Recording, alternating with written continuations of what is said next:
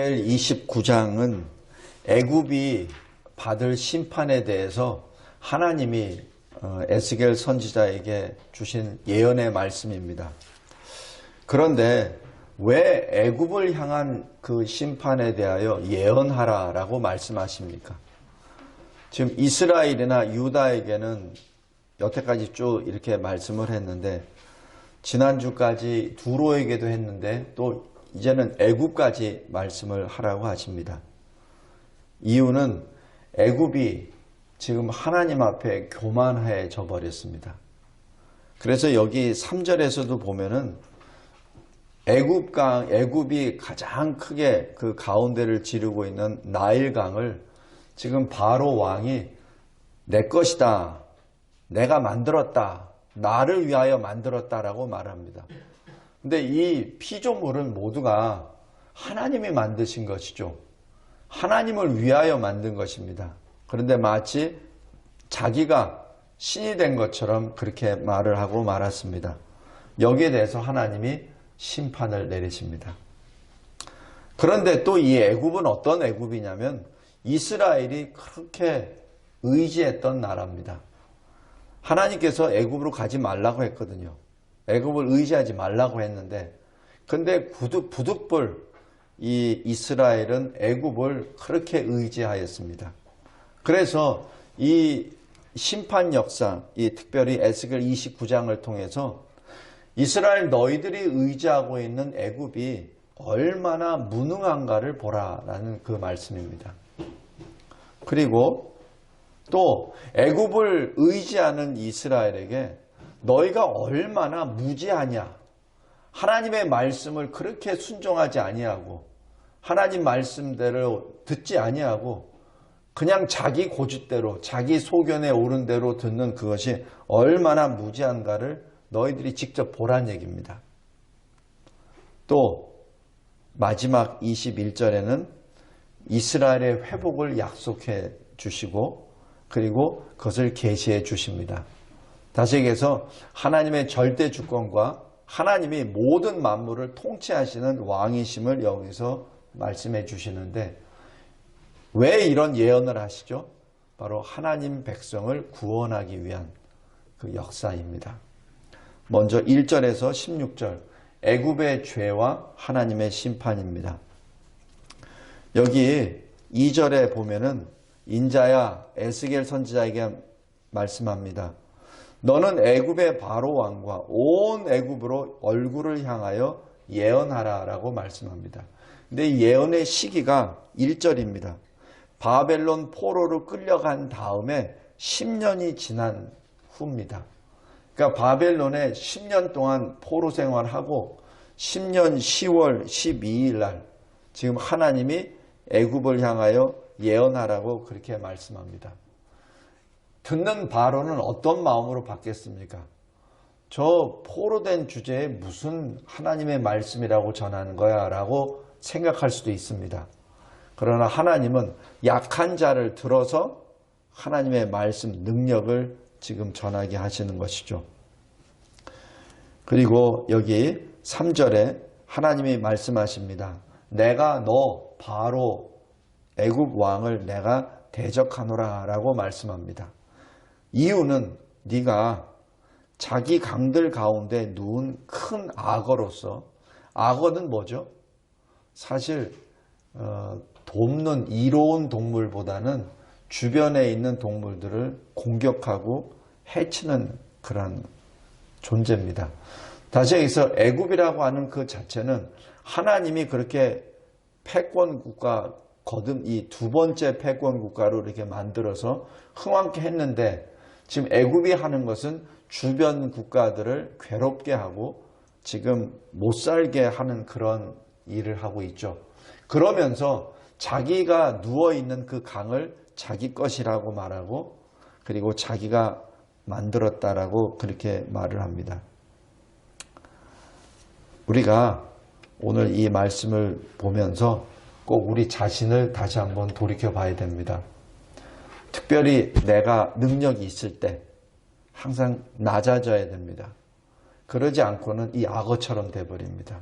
이 바로처럼 돼버립니다. 애굽이 왜 이렇게 큰 나라가 됐죠? 요셉 때문에. 왜냐하면 요셉이 가기 전까지만 하더라도 이렇게 애굽이 크게 이 하나의 큰 이 왕 중심 국가가 되지 못했어요. 그런데 요셉이 그 7년 기근을 통해서 모든 세법을 다 개정을 해가지고 모든 재산을 왕의 것으로 다 복속시켜 버렸죠. 그러니까 왕권이 그때 수립이 된 겁니다. 7년 만에 이게 된 거예요. 그래서 이 애굽이 된 것은 하나님의 역사입니다. 그런데 이 애굽이 나중에 요셉을 모르는 왕이 정권을 잡고 새 왕조를 이끌어 나가면서 스스로 자기가 이 나라를 만들었다고 착각해 버리고 맙니다. 성도 여러분, 여기 전도서 5장 8절에 높은 자는 더 높은 자가 감찰하고 그들보다 더 높은 자들도 있다. 그 사실을 알라. 바로 가장 그 위에 하나님이 계심을 항상 기억하라는 그 말씀입니다. 애굽 왕은 하나님이 뭐라고 표현하시냐면은 악어라고 표현하십니다. 3절에서 5절까지. 그 막강한 자기의 그 국력을 다른 이웃 국가를 괴롭히는 데 썼죠. 그리고 자기 자신이 신이라고 하는 그 교만의 죄를 범해버린 것입니다. 하나님을 잊어버렸고 하나님을 떠나버렸고 하나님을 부정하게 됩니다. 그리고 스스로가 자신이 우상이 되어버리고 말았습니다. 그러다 보니 하나님이 그 교만을 낮춰버리십니다. 낮추실 때 여기 4절 5절 잘 보십시오. 하나님이 말씀하십니다. 내가 갈고리로 네 아가미를 꿰고 너의 강 고기가 내 비늘에 붙게 하고, 이 강의 고기는 뭐죠? 바로 신하들입니다. 부하들입니다. 그 군사력들입니다. 네 비늘에 다 붙여서 해서 내가 그 네 비늘에 붙어있는 모든 고기와 너를 이 강에서 끄집어내요. 5절에 지면에 던져버리겠다. 그래서 네가 지금 자랑하고 있는 모든 것들이 다 이 지면 위에 다 팽개쳐 버려지고, 그리고 그것들이 다 들짐승과 공중의 새 먹이가 될 것이다. 그러니까 너는 물속에 있을 때만 좀 힘이 세지, 너 끄집어내고 네가 자랑했던 모든 것들 다 거기서 팽개쳐 버리면은 그 다음부터는 아무 힘도 없어 라는 그 말씀을 합니다. 이것이 바로 이 세상의 왕이 얼마나 연약한 존재임을 여기서 알 수 있습니다. 이 세상의 왕은 한낱 악어에 불과합니다. 그들이 자랑하고 있는 여러 국력과 여러 가지들, 이 따르는 모든 많은 사람들 다 쓸데없다는 얘기입니다. 하나님 앞에서는 아무 의미가 없다는 것을 여기서 설명합니다. 이것이 바로 하나님의 절대 주권이요 통치입니다. 그 다음에 6절에서 보면은 애굽을 뭐라고 하시냐면은 이스라엘이 의지한 갈대 지팡이라고 합니다. 지팡이는 힘이 있어야 되죠. 근데 갈대면 꺾여져 버리죠. 그러니까 이스라엘은 지금 애굽을 자기의 지팡이로 믿고 애굽을 의지했던 것입니다. 그러고 나니까 7절에 이스라엘이 이 애굽을 딱 잡고 좀 지탱 좀 해보려고 했을 때 갈대는 부러져 버리죠. 그러니까 그 이스라엘의 모든 어깨는 다 찢어져 버립니다. 그러니까 아무런 이 지팡이의 역할을 하지 못한다는 것이죠. 또 애굽을 또 의지하니까 어떻게 됐죠? 그것이 또 부러지니까 이제는 이스라엘의 허리가 흔들거려 버리겠다는 그 사실을 말합니다. 다시 얘기해서 이스라엘이 애굽의 동맹을 맺어서 뭐 좀 해보려고, 바벨론으로부터 이겨보려고 애를 썼으나 아무런 도움이 없다는 것을 의미합니다. 성도 여러분, 왜 이렇게 돼버렸죠? 왜 이스라엘이 이렇게 됐습니까? 하나님의 백성이 왜 이렇게 됐습니까? 하나님은 이렇게 말씀했거든요. 내 말을 들으라. 나를 의지하라. 그런데 하나님을 버리고 애굽을 의지해 버린 것이 된 겁니다. 이사야서 31장 1절 3절에 보면은 바로의 세력 안에서 스스로 강하려 하며 애굽의 그늘에 피하려 하여 애굽으로 내려갔으되 나의 입에 묻지 아니하였도다. 바로 하나님의 말씀에 의지하지 않았던 바로 이스라엘을 봅니다. 도움을 구하러 애굽으로 내려가는 자들은 화히 있을진저 그들은 하나님의 말씀을 의지하는 것이 아니라 군사력, 그들이 병사들이 타는 말을 의지하고 병거와 마병의 강함을 의지했었고 이스라엘의 거룩하신 하나님을 앙모하지 않았고 하나님을 구하지도 않았다라고 말합니다. 그러면서 말씀하는 게 애굽은 사람이요 신이 아니다라고 그렇게 말씀합니다. 그 결과 어떻게 됩니까? 애굽의 도움은 헛되고 무익하게 돼버리고 맙니다. 우리의 요새, 우리의 피난처는 하나님 한 분이십니다. 이 세상에 그 누구도 우리의 의지, 신뢰의 대상이 될 수 없습니다. 사람은 신뢰 대상이 될 수 없어요. 사람은 전도의 대상입니다. 다음 페이지입니다. 여기에 대해서 하나님이 심판하십니다. 교만한 애굽을 낮춰버리십니다. 그리고 흩어버리십니다. 다시 복귀는 시켜주시되 아주 미약한 나라로 만들어 버리십니다. 그것이 오늘 본문 9절부터 여기 11절까지 12절까지 말씀입니다. 하나님이 말씀하십니다. 애굽 네가 스스로 이르기를 이 강은 내 것이라 내가 만들었다 그렇게 말했는데 그래서 내가 너와 내 강들을 쳐서 황무지로 만들겠다. 그 가운데에는 그 누구도 거주하는 사람이 40년 동안 없을 것이다. 내가 40년 동안 이 땅을 황폐하게 하고 이스라엘 사람들을 전 세계에 다 흩어버리겠다라고 말씀합니다. 그리고 13절부터 16절까지 내가 너희들을 다시 복귀시킬 텐데 그런데 지극히 미약한 나라가 될 것이다 라고 말씀합니다. 성도 여러분, 이것을 이사야 43장 3절에 왜 그러면 애굽을 이렇게 벌하셨는가를 그 이유가 기록됩니다. 나는 여호와 내 하나님이라 이스라엘의 거룩한 이요 너의 구원자임이니라. 내가 애굽을 너의 속량물로 너를 대신하여 주었노라.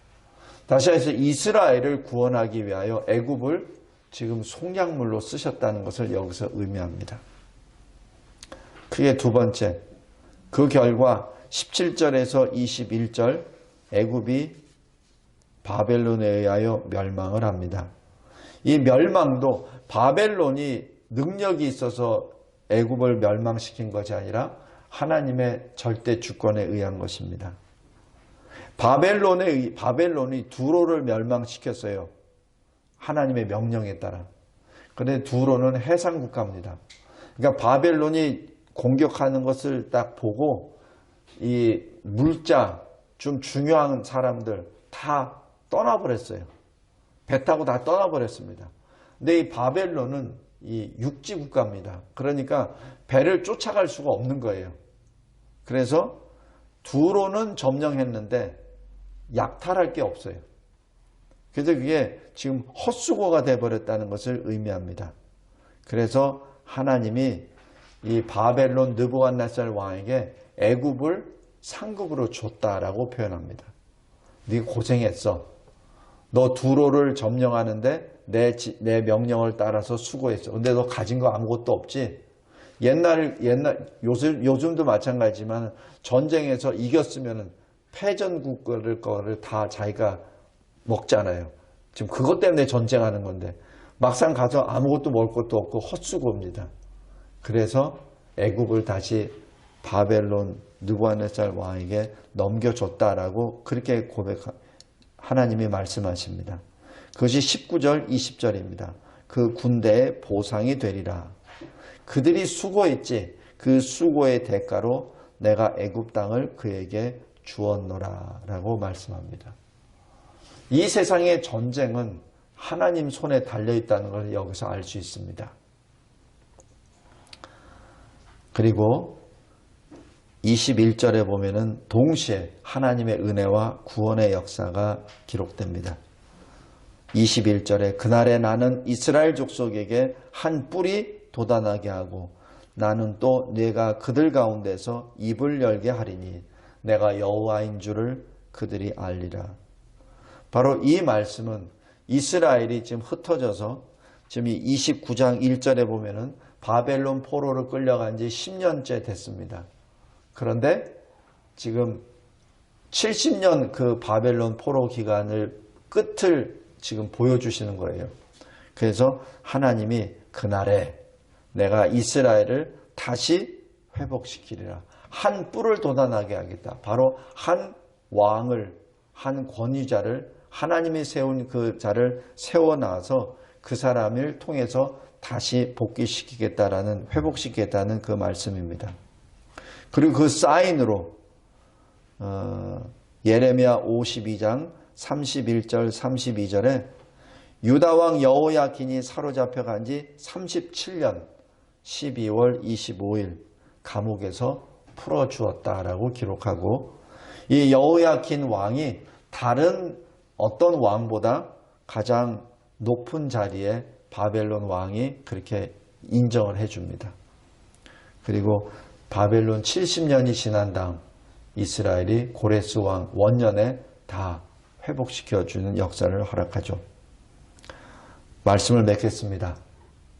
오늘 여기 29장 에스겔에서 나온 그 말씀에서는 여러 가지 교훈이 있겠으나 먼저 첫 번째, 하나님은 교만한 자를 반드시 벌하십니다.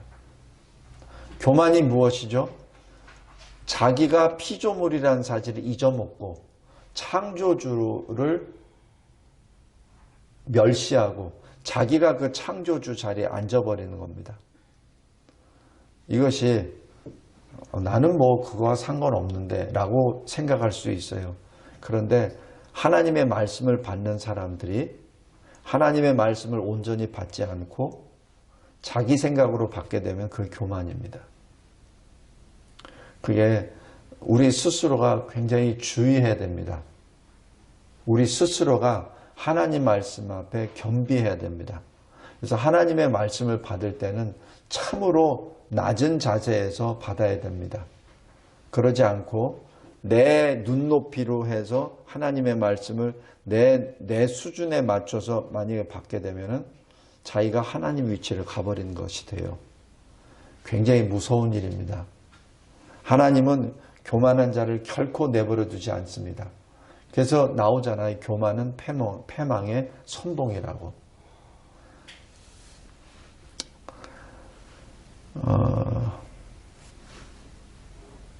특별히 이 애굽 왕 바로의 교만을 이렇게 분명하게 벌하시고 바로 왕의 잘못, 죄에 대하여 아주 하나님이 정확하게 지적하세요.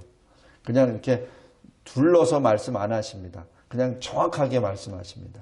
네가 네 강 가운데 앉아서 이 강이 네 거라며, 네가 이거 만들었다며, 너를 위해서 네가 만들었다며, 하나님이 없잖아요. 그죠? 바로 거기에 대해서 분명히 묻습니다. 우리 그리스도인들이 꼭 명심해야 될 것은 우리는 하나님의 피조물이요, 우리는 구주 예수 그리스도로부터 구원받은 죄인들입니다. 그것을 분명히 아셔야 됩니다. 그리고 그것을 인정했을 때 그 다음부터가 문제가 진행이 됩니다. 두 번째, 하나님을 떠난 상태에서는 어떠한 평강도 안전도 없습니다. 하나님이 요셉을 통하여 애굽을 붙잡아서 하나님의 백성 이스라엘을 양육할 때, 그때는 애굽이 엄청난 패권 국가였습니다. 그러나 하나님을 떠났을 때는, 그때는 사실 멸절입니다. 특별히 하나님의 백성 이스라엘을 죽이려고 쫓아왔을 때 한순간에 한날에 그 홍해 바다의 모든 군사들이 다 수장돼 버린 것은 우리가 잘 알고 있습니다. 도울 힘이 없는 인생은 의지하지 말라라는 시편 146편 3절의 말씀을 늘 기억하며 눈에 보이는 어떤 강한 세력과 어떤 인간의 지혜를 의지하기보다는 하나님께 나아가는 것이 우리의 본분입니다. 마지막으로 세 번째, 하나님은 심판을 통해서도 하나님의 영광을 나타내십니다. 하나님은 하나님의 영광을 나타내실 때 특별히 하나님의 사람들을 불러 모아서 영광을 나타내십니다. 어떻게? 변화산 사건에. 예수님께서 12제자 중 가운데 가장 가까이 지금 훈련시켰던 베드로, 야고보, 요한 세 제자를 이끌고 변화산에 올라가셔서 변화가 되시죠. 변화될 때 어떻게 변화가 되시죠? 예수께서 기도하실 때. 그냥 예수님이 그냥 가만히 계시면서 그들이 보는 앞에서 변화도 될 수 있어요. 근데 왜 기도하실 때 변화가 되셨을까요? 왜? 이유가 있습니다. 기도는 누구한테 해죠? 하나님 아버지께. 바로 예수님은 성자 하나님이세요. 하나님이세요.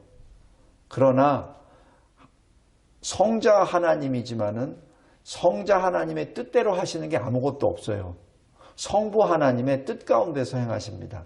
그것이 성부, 성자, 성령 하나님의 경륜이요 질서입니다.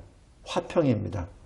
그래서 성자 하나님이 성부 하나님께 기도하는 그때 성부 하나님의 능력으로 됐다는 것을 제자들에게 보여주시는 것이죠.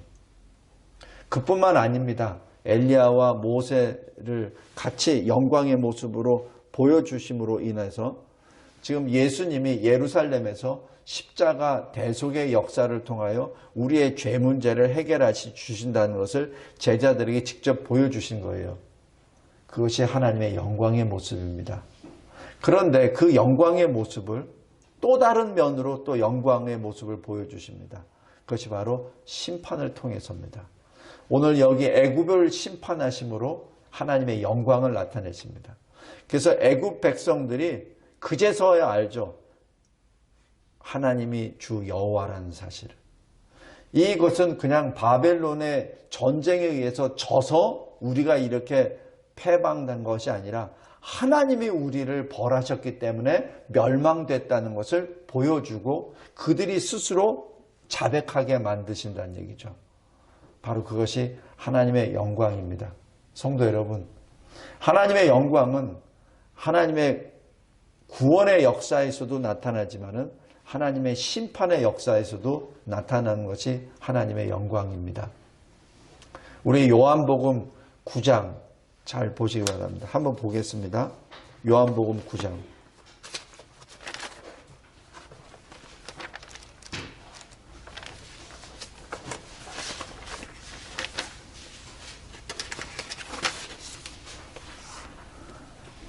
요한복음 9장 1절에 보면은 예수께서 길을 가실 때 태어날 때부터 맹인된 사람이 있었습니다. 그 태어날 때부터 맹인된 사람을 예수님이 먼저 보세요. 그러니까 그 맹인이 예수를 부르짖었던 것이 아니라 예수님이 먼저 그 사람을 봅니다. 이건 뭐죠? 예수님의 뜻이 있다는 얘기입니다.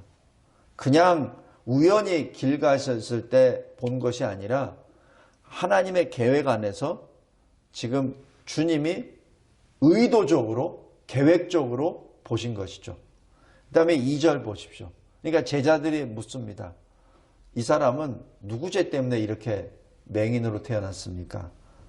자신입니까? 부모입니까? 3절에 이렇게 말씀합니다. 누구 죄도 아니라 바로 그에게서 하나님이 하시는 일을 나타나게 하십니다. 바로 이게 무엇입니까? 영광입니다. 하나님의 영광을 그의 삶 속에서 나타나기 위해서 그는 지금 오랫동안 태어날 때부터 아무것도 보지도 못한 사람으로 태어났습니다. 아마 이 사람은 상당히 많은 갈등에 쌓여 있었을 거예요. 요새 말로 하면은 정신병에 걸릴 정도로. 왜냐하면 내가 왜 이렇게 태어났지? 하면서 자포자기하면서 요새 글로 표현하면은 자살도 몇 번 시도했고 세상을 원망도 했고 아마 계속 그렇게 했었을 겁니다. 그런데 지금 주님이 뭐라고 하시죠? 그에게서 하나님이 하시는 일을 나타내고자 하심이라 라고 지금 말씀합니다. 이 사람이 이렇게 된 것은 하나님의 역사라는 얘기죠. 그리고 나중에 이 실로암 가서 눈을 뜨고 한 다음에 이 사람의 나중 모양은 어떻습니까? 고통입니다. 눈을 떠서 좋은데 그게 하필 안식이랴. 그러니까 바리새인들이 전부 다 이 사람을 계속 추궁을 해서 예수를 죄인으로 몰아가려고 하고 있습니다.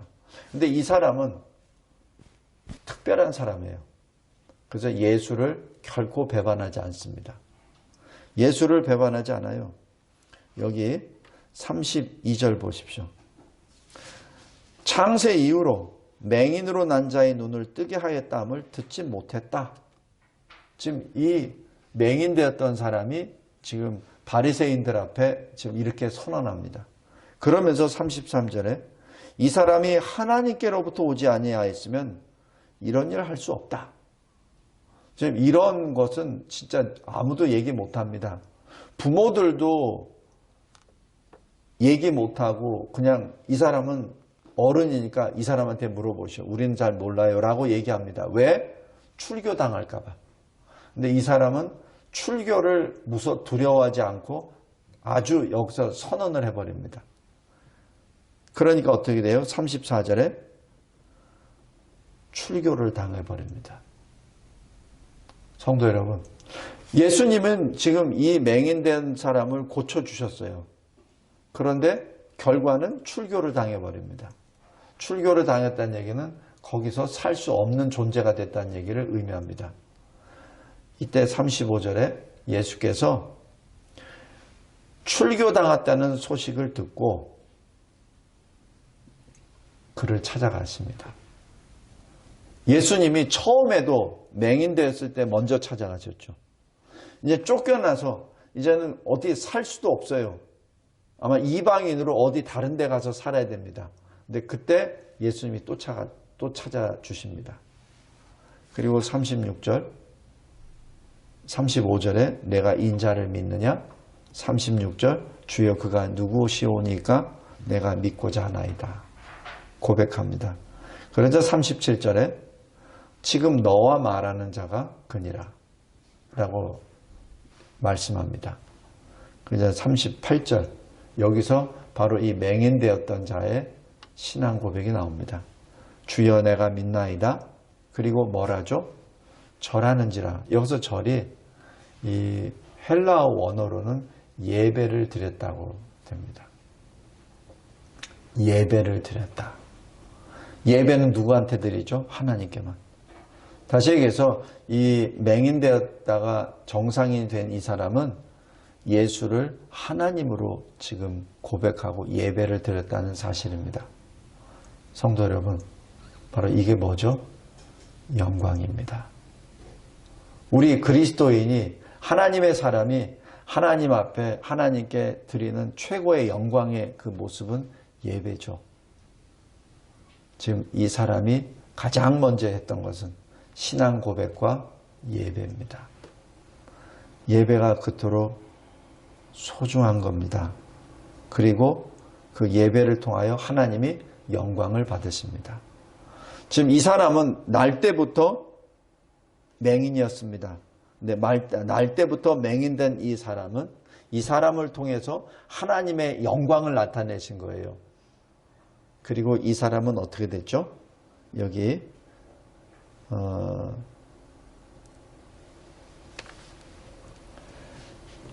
41절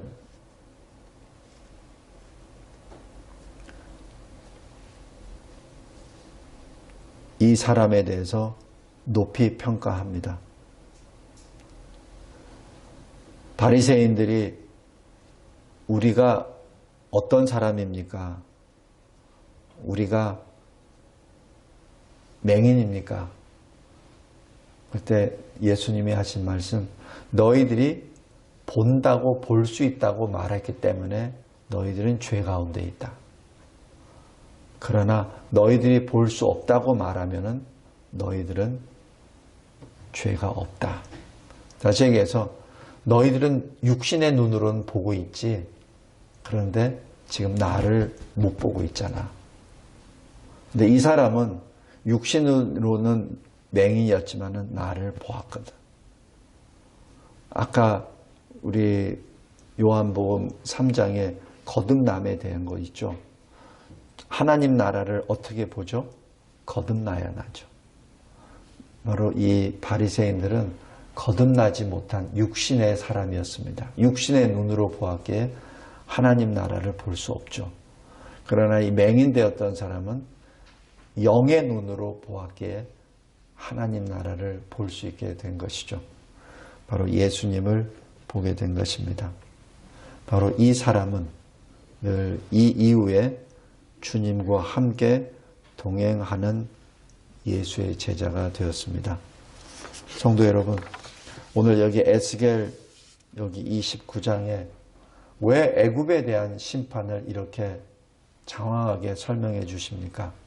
애굽을 통하여 하나님이 지금 영광을 나타내십니다. 멸망을 통하여 하나님의 영광을 나타내시죠. 마치 자기가 눈 떠 있다고 생각했던 애굽이 멸망을 당함으로 하나님의 영광을 나타내는 비참한 모습이 되고 만 겁니다. 누구든지 하나님의 뜻대로 행하는 자가 바로 예수의 제자들입니다. 그리고 오늘 말씀처럼 애굽에게도 회개의 기회를 주십니다. 베드로 후서 3장 9절에 있는 것처럼 아무도 멸망하지 아니하고 다 회개하기에 이르기를 하나님은 원하십니다. 그래서 우리는 전도합니다. 애굽을 향한 심판의 예언, 바로 이 세상을 향하여 복음을 전하시기 위한 주님의 역사입니다. 기도하겠습니다. 하나님 아버지, 감사하고 감사합니다. 하나님께서 주신 이 두려운 말씀이 실은 우리에게 주시는 구원의 말씀, 생명의 말씀임을 찬양합니다. 늘 우리가 주님 앞에 엎드려 예수의 마음을 갖는 자 되게 하옵소서. 낮아지고 낮아지고 낮아져서 십자가에 달려 죽으시기까지 순종하셨던 예수의 그 발걸음이 우리의 발걸음이 되게 하여 주시고, 우리의 삶과 죽음 가운데 주님의 영광이 나타나는 우리의 인생이 되게 하옵소서. 예수 그리스도의 이름으로 기도드리옵나이다. 아멘.